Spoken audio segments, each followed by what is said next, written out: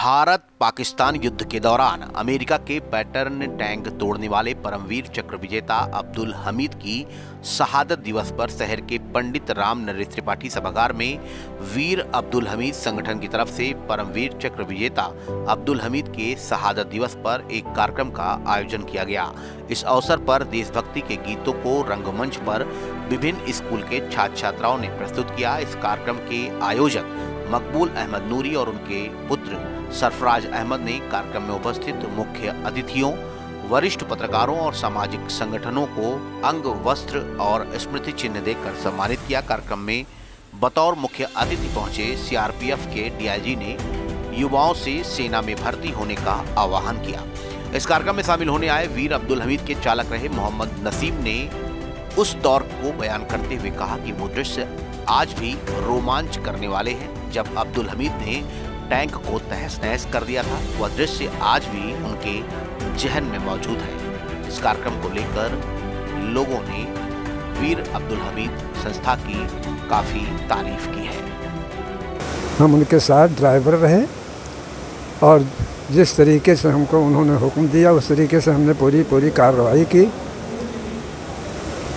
और लगातार 3 टैंकें उन्होंने क्या नाम के समाप्त किया, मार गिराया। उसके बाद उनकी क्या नाम को भगदड़ बंध गई।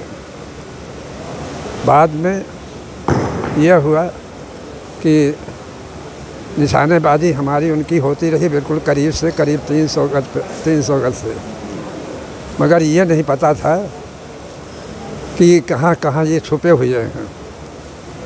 हिल डोल पोजीशन देते हुए ये एक नाले के रास्ते से निकले, जबकि हम तैयारी पर नहीं थे, बिल्कुल शांति हालत में थे।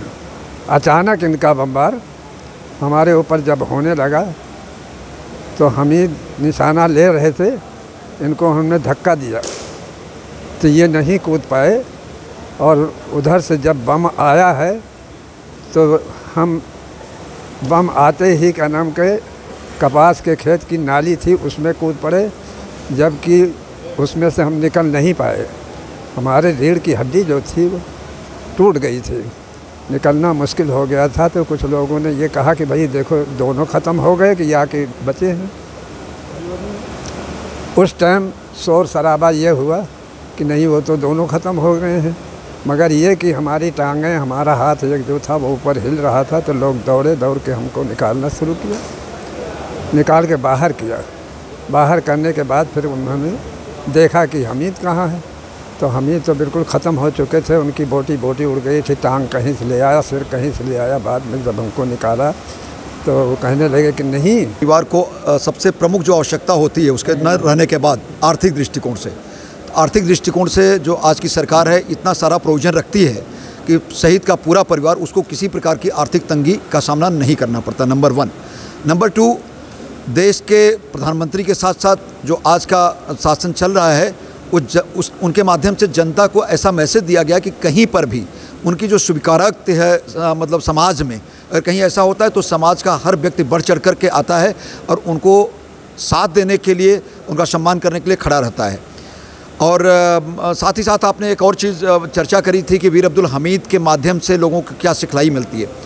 आप अगर देखें, जैसा कि मैंने पहले ही बताया कि हर कोई व्यक्ति जो जिस क्षेत्र में है वहाँ पे कार्य कर रहा है तो देश के लिए अपना योगदान कर रहा है। लेकिन हाँ, अगर कोई व्यक्ति डिफेंस में जाता है, सेना में, ये जानते हुए कि वहाँ पर रिस्क फैक्टर ज़्यादा है, इसके बावजूद नौकरी सब करते हैं, लेकिन वहाँ नौकरी करने के साथ साथ देश के लिए बलिदान करने का एक जज्बात भी होता है।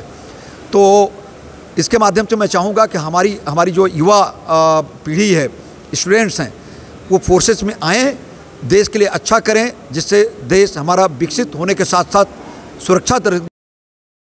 सुल्तानपुर से नाव 44 के लिए अशोक गौतम की रिपोर्ट। सुल्तानपुर और अमेठी की सबसे पहले और सबसे तेज खबरें देखने के लिए सब्सक्राइब करें नाव 44 न्यूज चैनल।